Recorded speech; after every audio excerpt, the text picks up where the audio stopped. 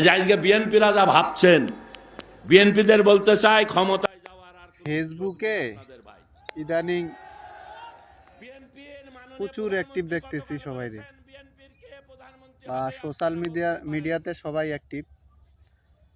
যে আওয়ামী লীগের কিছু নেতাকর্মী আছে যারা এখনো বাংলাদেশে খুব বড় গলায় কথা কইতেছে যে বিএনপি কি নাকি আর কখনো ক্ষমতায় আসবে না, জনাব তারেক রহমানও কখনো প্রধানমন্ত্রী হবে না।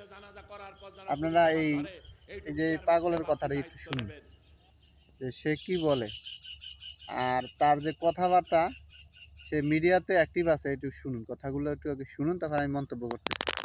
যে আজকে বিএনপিরা যা ভাবছেন, বিএনপিদের বলতে চাই ক্ষমতায় যাওয়ার আর কোনো সুযোগ নেই আপনাদের ভাই। বিএনপির মাননীয় প্রধানমন্ত্রী গতকাল বলেছেন বিএনপির কে প্রধানমন্ত্রী হবে আপনারা বলতে পারেননি, কারণ যিনি তারেক রহমান, যিনি লন্ডনে বসে আছেন, ভাই মারা যাওয়ার পরে এদেশে আসেনি।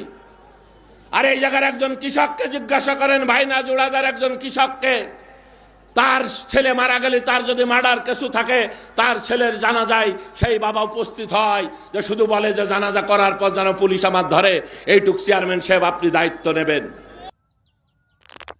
আওয়ামী লীগের প্রধানমন্ত্রী শেখ হাসিনা, ও তো নিজেই দেশদ্রোহী, তো ও কিভাবে এখনো সমালোচনা করে যে তারেক রহমান প্রধানমন্ত্রী হবে না।